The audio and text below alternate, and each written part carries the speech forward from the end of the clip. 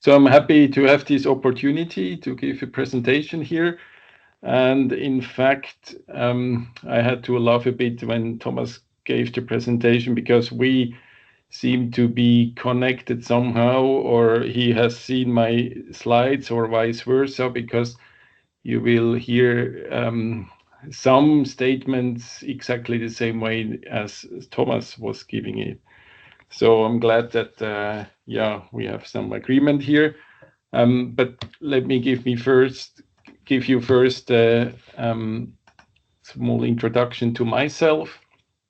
So I'm a program manager at Konplan, and I have more than 20 years experience in development and leading development projects, and a bit more than 10 years experience in medtech field, always in R&D, and I was working with startups as well as with large pharmaceutical companies. And if you want to connect, here is my QR code for LinkedIn. So about Konplan. Konplan is an engineering service company. We develop devices and software for clients with focus on medtech, and we have our headquarters in Rotkreuz in Switzerland, but we also have offices in Mannheim, Donauwörth, and some people in Ukraine. So basically, so we support the whole life cycle. So from ideation phase, where we define the project together with our clients to find what the project or the product vision should be, all the way along till industrialization, putting into production and maintaining the life cycle. I don't go into details here. So let's switch to the agenda. So I would like to give you first view about requirements engineering from a project management point of view. And it's kind of the left side of the V, while Thomas was talking about the right side of the V, but there are connections. Then I give you also a way how you could phrase requirements and how you could structure requirements, as well as then towards the end, talking about what should be done in the requirements engineering and what you should not do. But so why do we need requirements at all? So generally, I think requirements engineering is very much underestimated, and sometimes you hear sentences like that. Sitting 2 hours together, do some brainstorming, and then you have the requirements. In a way, requirements are not so important. We are more agile, and then we see what happens. And as a result, you might get requirements like that, where you really doubt if these requirements are worthwhile writing up. So a PCB for the controller shall be designed, yes, of course, but what is the value of such a requirement? And generally, I would say quantity of requirements is not the issue, it's rather quality. So fewer high-quality requirements are more important than having plenty of requirements with low quality.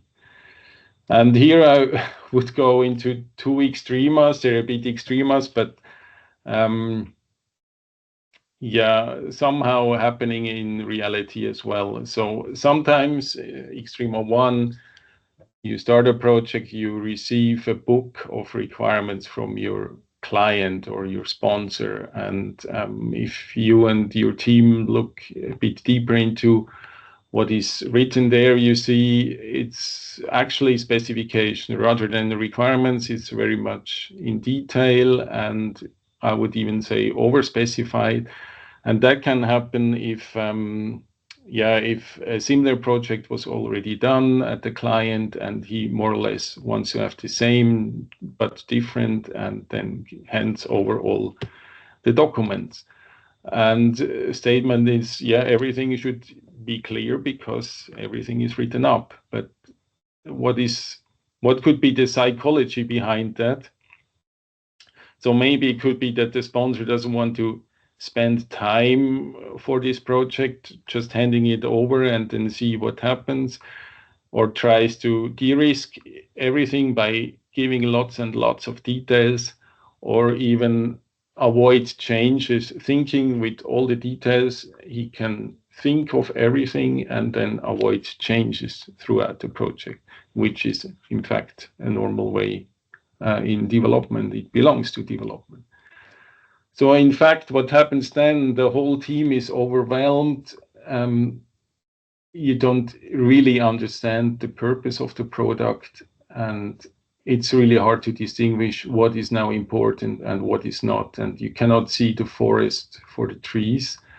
There are so many specifications that some of them are not clear to you and why they're there, and as a result you probably miss the goals of the project. Instead of de-risking by details, the whole details, the amount of details are actually a risk.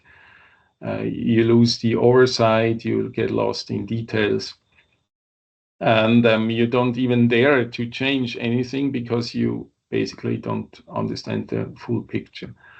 At the end, you also miss a chance for innovations, or for example, to use a new technology, modern technology, because everything is just detailed.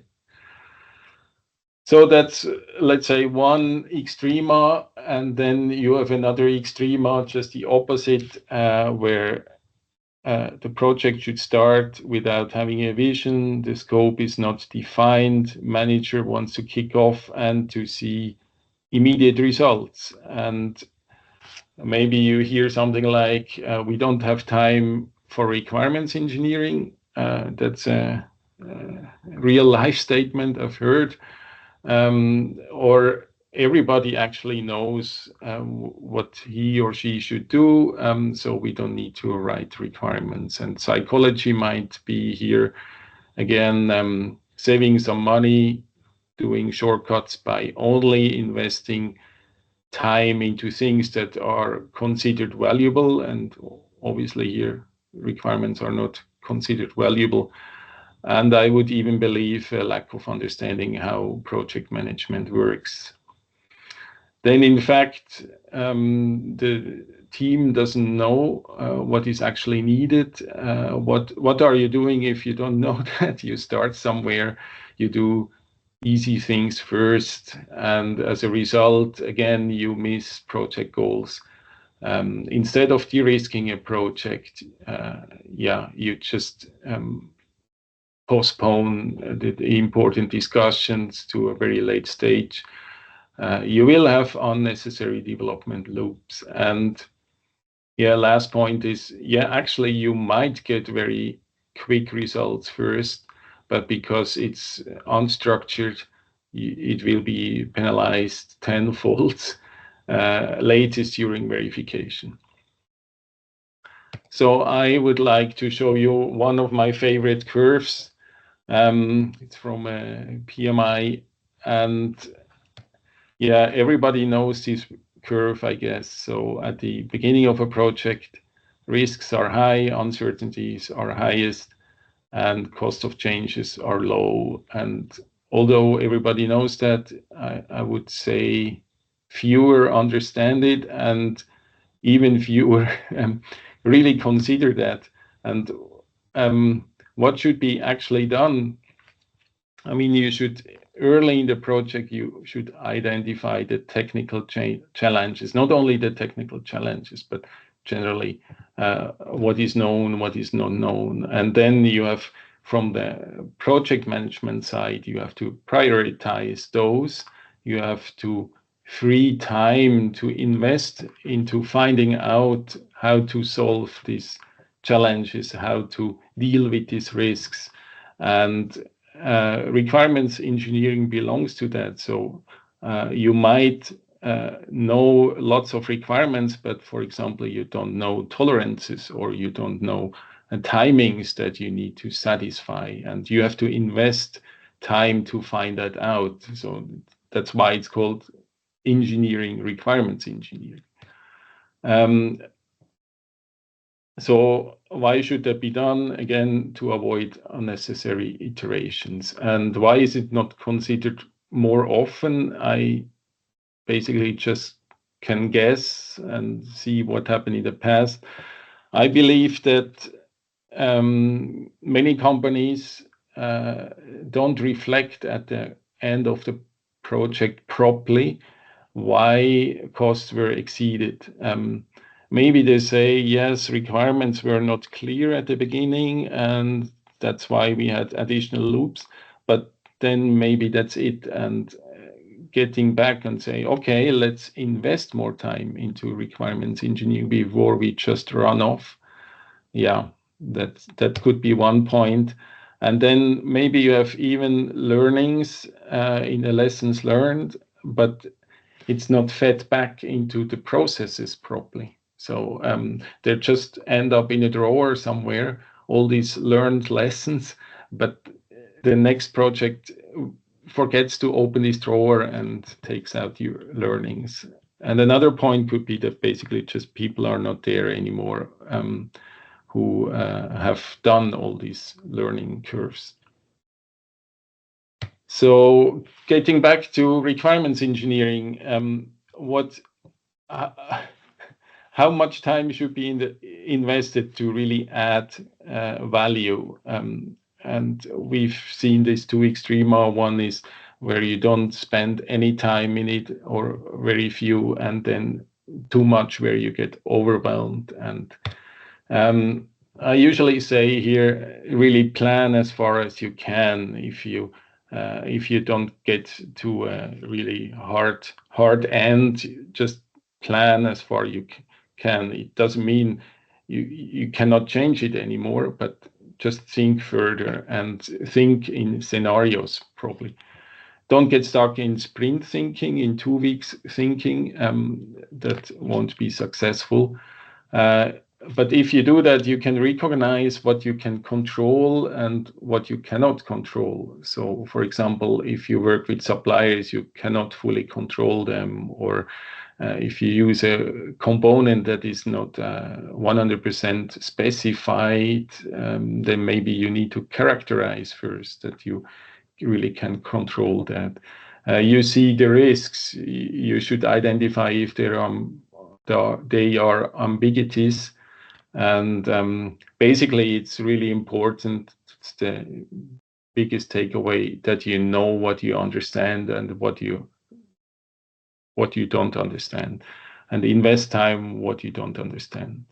Then, if it's a very complex product, usually you should apply a modular approach. So you decompose a complex project into a complex product and problem into smaller problems that you can manage.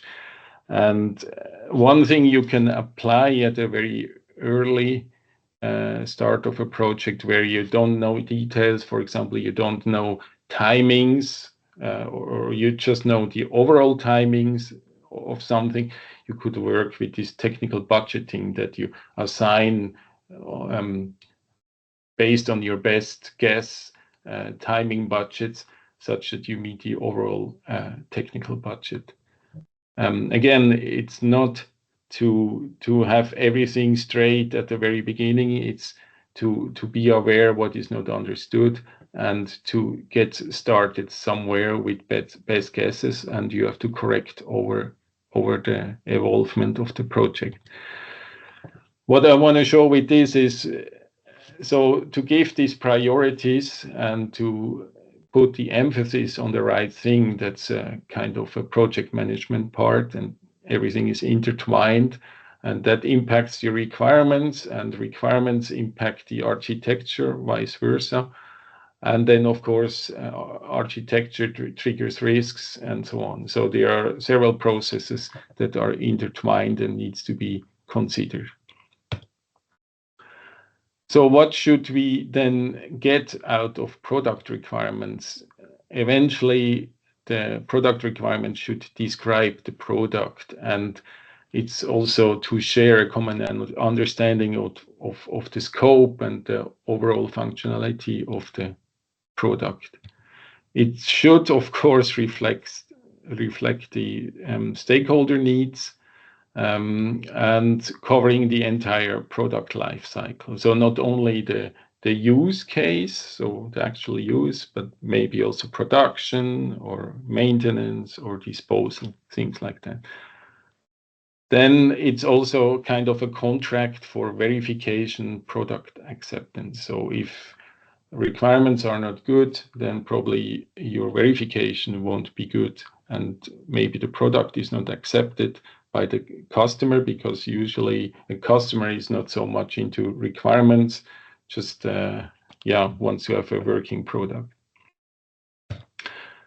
So one way to have consistency is to phrase requirements in a fixed format, and I'm going to talk about that in the next few slides.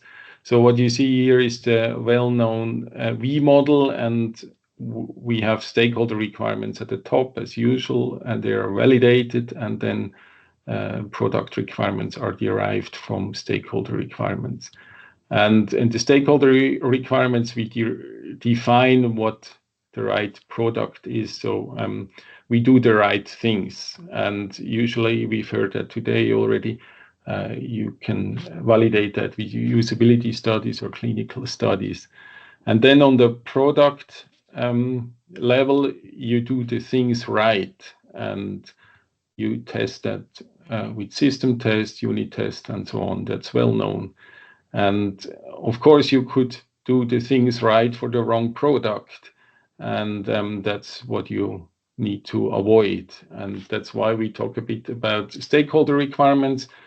So the stakeholder requirements should really talk about the needs of the stakeholders, and potentially also about the why they have these needs. And keep in mind that these are all hypotheses at the beginning, very often, and the validity of those should be verified throughout the project. That means you might do some formative studies, or you talk to the right people, and so on. So if you miss that point, then you developed potentially the product right, but the wrong product. And they should be phrased solution neutral. And here you can think of, if you change a technology during the product development, it definitely doesn't change the needs of the stakeholders. So if you phrase it in a way that you have to change stakeholder requirements based on the technology change, then probably it's not phrased properly. And okay, there might be constraints. There's always an exception. So for example, if you need some compatibility to legacy devices or some protocols you need to satisfy, then of course you have very solution specific constraints on a stakeholder level. And at Konplan, we use the user story format to phrase stakeholder requirements. And that's, I guess, also well known. It's always this format: as an actor, I want a functionality so that I can benefit something. So it gives you the reason why it's needed. And this format, I like this format very much, because it puts you in the position of the stakeholder, and then tells what the stakeholder wants to achieve and why it wants to achieve. So in the example below, I said it's a good example. It says, as an operator, I want to see the relevant information about the work order so that I can verify the correctness of the order. So I have all this satisfied. Or maybe I have here a worse example where I give very much details that I want to have 6 digits and at the bottom of the screen. So maybe these are not really the real needs of the operator.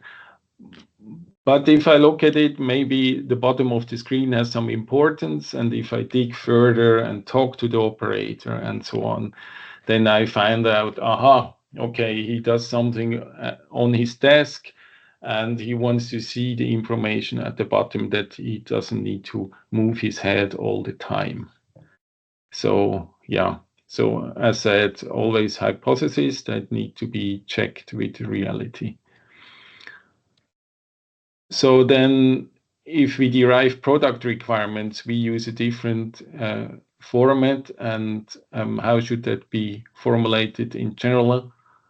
So we describe now the product and only the product, nothing else. And we describe it as a black box. So in atomic sentences, so no specification, no details, just really a black box view. Then, of course, the famous SMART needs to be satisfied. Therefore, acceptance criteria needs to be defined, and that helps really to front load the effort into requirements engineering and really look into the product till acceptance criteria are defined. Then we only work with must requirements. I usually say if there are should or nice to have requirements, it means that people have not really dealt long enough with the requirements and what they really need. And therefore, all these should and nice to have requirements should be somewhere on the product roadmap for version 2 or version 3 till they are mature. And maybe that has also to do with the fact that we are an engineering service company, and probably no client pays us for all the nice to have requirements while we don't satisfy the must have requirement. So then I also recommend to build a project-wide glossary that not only requirements use the consistent wording, but especially the requirements and everybody has then the same understanding. And at Konplan, we use the so-called years format to phrase those. And I have the table here. I don't go through everything, but basically there are different patterns of requirements. The ubiquitous requirements, which are properties of the system, then event-driven, which are requirements that apply when something got triggered, or state-driven, and so on. And that has a fixed format, and then it gives consistency in all the requirements, and you are also forced to write down all the information consistently. So I also dedicated a special slide just for numbers in requirements, and very often you see that numbers are made up, and don't do that. Once a number is out, then it stays there and nobody dares to change it.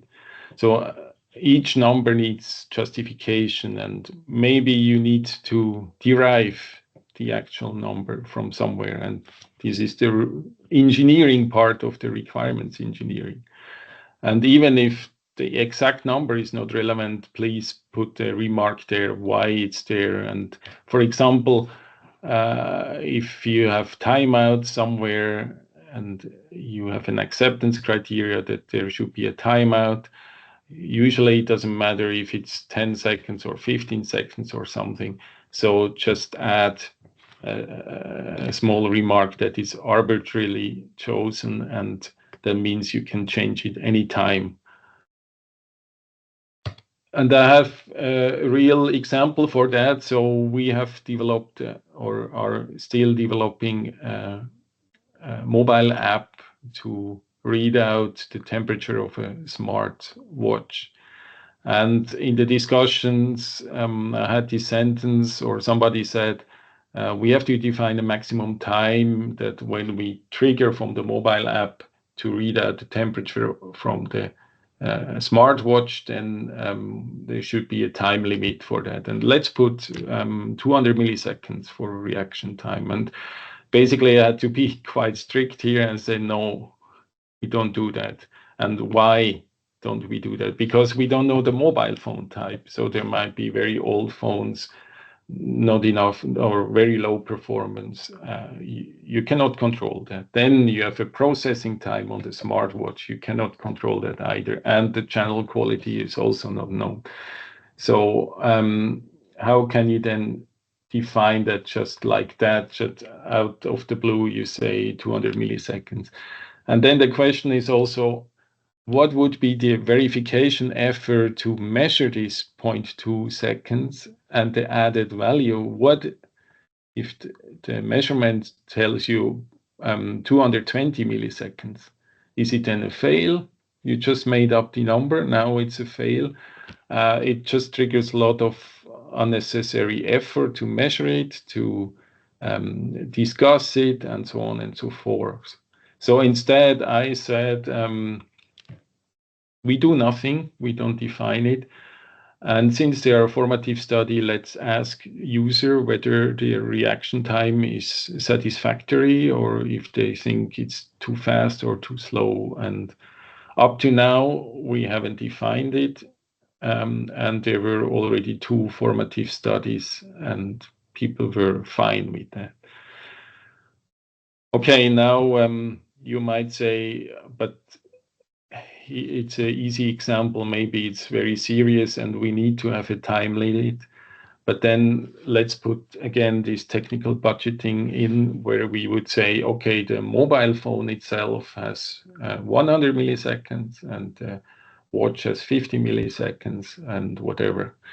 Split it up and then, okay, you need to invest time to really measure that. And you have to plan, we've heard that before, how to really measure that accurately, but then you can verify what you have under control. Then the question is usually, how do you structure as well requirements? So what is the right granularity? And I try to give you this structure. So we can decompose a product into different components, and then we derive, as said, from stakeholder requirements, product requirements, and they apply to the product itself. And then for the components and the first level, we derive again from the given product requirements some sub-requirements, and they apply to these components, and so on and so forth. And the question is now, how deep down should you go with this refining? And the question is the usual question. It depends. It depends on your product.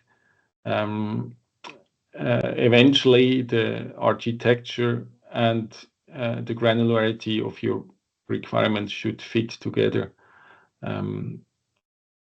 So in principle, each component should have some requirements. So if you have a box, a component without a requirement, then you might have too fine granularity. And then in the phrasing, so I want to show 2 variants. So you have a variant where you have one requirement, so one atomic sentence and several acceptance criteria. Or what you could do as a variant 2 as well is you have a high-level requirement 1 with one acceptance requirement, and you derive further requirements instead of having just acceptance criteria. And both of them have pros and cons. So in variant 1, you have a very compact representation and you have information grouped together. But on the other hand, the acceptance criteria are not so well traceable. You might have several test cases, and one test case just tests acceptance criteria 1A, and others test 1C, and so on. So the traceability is not so strict then. And you have to be careful that your requirements are still phrased in an atomic manner. Whereas in variant 2, you have an exact traceability. Maybe if you have really safety and performance critical things, you want to have this exact traceability and this level of detail.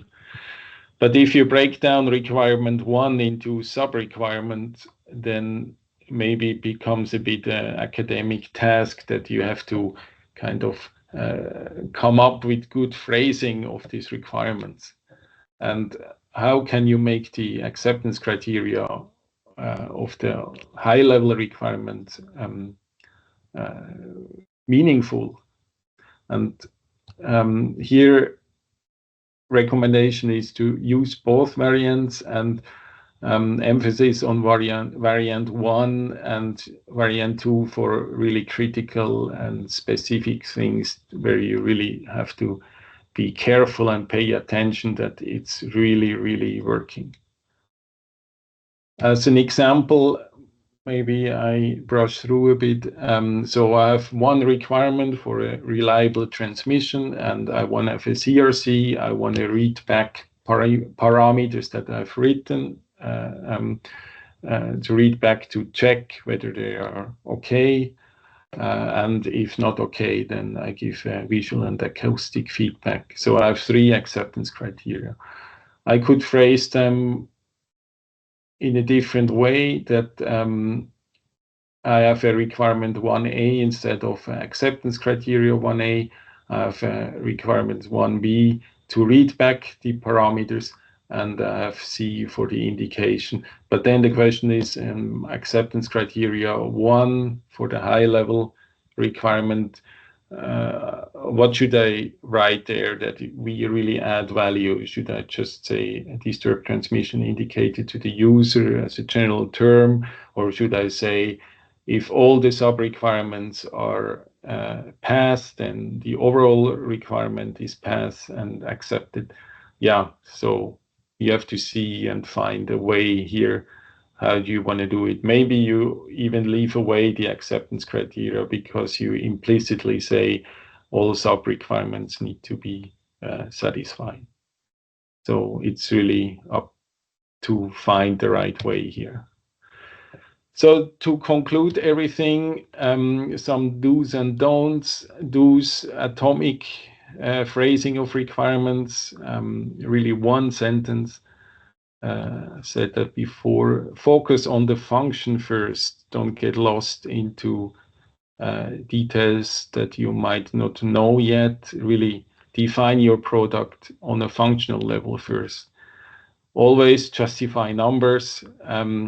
Avoid overlap of requirements. They really should have all a separate meaning. Otherwise, it becomes messy, and a lengthy list of requirements will be achieved. And a good thing to write requirements is always to keep verification in mind. If you write it and you actually have no clue how to verify, then maybe it's not a good requirement. Then also you have to review the whole set, that they're consistent and not contradicting, and really describing your product. And another point, which goes again more into project management, throughout the project there will be changes to the requirements, and please make sure that the whole team and external partners and so on, that they also get this information that the requirements have changed. And it's really bad if then parties work on different sets and versions of requirements. So on the don't side, really define the product and not processes. Sometimes you see sentences like the product requirements shall be verified. That's a process that's in your QMS. That's not describing the product. Then architectural decisions should not be phrased in requirements. Sometimes you even see that communication protocols are phrased in requirements. So even commands each command is then a requirement. You don't want to have that. It's a specification for sure. Same for UI styles, that you're going to define buttons and drop downs and so on. Your requirements don't do that. Sometimes you even see non-requirements, so it's defined what the product shall not do, which is kind of contradicting to the whole meaning of requirements. If there is no requirement, why should there be suddenly a factory reset? Yeah, things like that. And of course, don't invent requirements. So as a software developer, don't come up suddenly with new features. They need to be traced to some higher level requirements or even stakeholder needs, that you're allowed to implement something that has a new function. So in summary, really invest sufficient time into requirements engineering. It pays off. It gives you a clear picture, and even it helps you understand what you don't understand. Then consider the whole life cycle. If you have requirements that you don't understand, or you don't know exactly what the acceptance criteria should be, then invest time to make them mature. Use the right level of detail of requirements. That's product or project dependent. But again, fewer requirements, but good requirements are better than very detailed requirements that are not good. And that brings me to this point. If they were good or bad, you see probably later on in the project, latest during verification. And while you manage requirements, try to be specific in the phrasing, but not too specific. So again, it should be this black box view, and it should be correct. The specificity should be aligned with the hierarchy level in the decomposition of your system, of your product. Single source of truth, we've heard that before. That's important. Use an ALM tool, most probably aligned elements, of course, and introduce traceability early. And that helps also the project manager to see where you are, where are the gaps, what has been tested, what has not been tested, or where were requirements changed, and things like that. Try to keep the hierarchy of requirements flat, and this is also a bit the pragmatic approach. If you have artificial blown up hierarchy, then you start writing these requirement envelopes where you need a lot of imagination how to come up with new phrasing of requirements that you actually have already written 2 or 3 times at a different level of hierarchy. And at the end of the project, don't be surprised if you think, oh, how bad are my requirements? I should rephrase all of them. At the end, you always know better. So, that's the end. If you have questions, let me know. You see, I told you it was good. Thank you, Ivo. This was great. I already have a couple of questions thrown out from the audience. Reading the first one, what is your practice when developing software as a medical device? Who should develop the SDS, the detailed specification? I've met approaches in which the user needs and the requirements are written by the analysts or the requirements engineer. However, the detailed designs were created by the developers. So this is a little bit about responsibility and expertise. Do you have an opinion here? I know that you have experience with software. Yeah, so that's more or less the way we do it. So requirements are elaborated together with the client and review with the client and so on. And usually a software engineer is also part of that. software engineer needs to understand the product, but then the software detail design is written by the software engineer. That's the specification for us. Mm. So that's the really one step before the implementation. That's also needs some experience and practice. It's wrong if you describe your software code in the software detailed specification. It should be one layer above. Mm. I see. So here I have a question from Thomas, our previous speaker here. As you mentioned psychology, how do you break up preconceptions of the product to make room for early changes? Yeah, I'm not sure if I understand this question. So with preconceptions, you mean customer or so has already a picture in mind how the product should look like, and then you want to change that. Yeah, sometimes that's difficult. With startups, it's easier, I would say, in general. We try to do workshops where we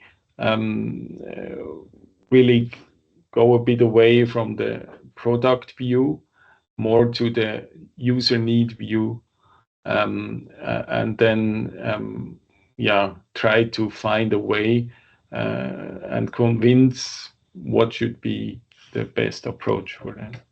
I can imagine it's difficult, especially if the customer insists on throwing money at you all the time. We had once a startup. They came to us. They wanted to have a smart ring, Mm-hmm. and it would have been a very cool product for us to develop that. But we were maybe too honest. We convinced them that's not what they wanted to have. So they were really focused on having such a thing, such a ring. They would have invested several 100,000 Swiss francs to industrialize that and have everything. But at the end, what they needed to have was more the algorithm. And we convinced them that they should rather try to work with off-the-shelf hardware first to kind of verify and validate their idea and their algorithm. Okay, so they were pretty locked in on the form factor being a ring then. Yeah, they were somehow locked in to have this ring that they can have their product, but their product was not the ring. The product was their algorithm or their idea about the algorithm. So to de-risk, and it was quite vague formulation of this algorithm. So the biggest risk in the project was that this algorithm doesn't work. And we convinced them that they invest really the time to de-risk this uncertainty to verify the algorithm instead of investing lots of money in having a hardware to do that, their own hardware, but then just seeing that the algorithm doesn't work. Yeah. Dan is asking, you mentioned in Extrema 1 that requirements, being design inputs, they can end up becoming specifications, design output, if you're not careful there. How do you prevent that when you start drilling down to the lower level components and incorporating acceptance criteria? It's difficult then to be solution agnostic and therefore not include specification level content. Yeah, I can definitely relate to that as you go further and further down into the granularity of the device on component level and module level, you tend to get more and more concrete and more specky. And what do you have to say about that? Yeah, this is the nature that you become more and more specific. But as soon as you start writing requirements or phrasing requirements in the form of, as soon as you start writing specifications in the form of requirements, and you get lists and lists of requirements, then you're too much into detail. You rather go to in the just in your specification, you put it in the schematics, in the software detail design, and so on. So as said, there is no right or wrong, just better or worse. Basically, I would again have this more pragmatic approach where you pretty soon go into the specification and avoid this requirement structure. At the end, you have to verify against requirements, and so yeah, we try to keep this hierarchy very low, very flat, that we don't end up in this endless requirements, endless specification. Yeah. Okay, so one guy here, he come back to the software requirement specification theme here. Do you think that the software requirement specification should also be solution, or I guess tech agnostic, sometime in terms of integration or regulatory regulations? Yeah, that's the part where I said the way you phrase it depends on the level in the hierarchy you are. Yeah. So if you think of this black box view, you have a software component you want to have requirements on. So some features, functions that should be satisfied by this component. I think you can be pretty solution neutral in phrasing that. But if you then break it down further into several subcomponents, then of course you become more specific. Yeah, I see. But so Dan always is try to have this outsider view on the component. Yeah. So Dan is commenting here and saying, I think sometimes people try to put as much of the acceptance criteria as possible into the design input for fear of not being able to verify it. But in reality, you're verifying that your design output meets your design input. Yeah, that's a good point. Maybe there is a danger by focusing very hard on the acceptance criteria, that you get more specky than necessary in your requirements. What do you say?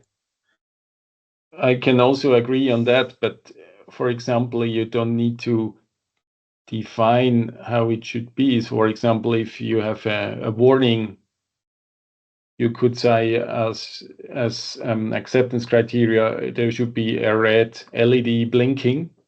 Then you're very specky. Or you could say there should be an indication to the user, which then leaves the actual implementation, doesn't define the actual implementation. And then in your actual specification, of course, you have to say, okay, this warning is implemented with the blinking LED.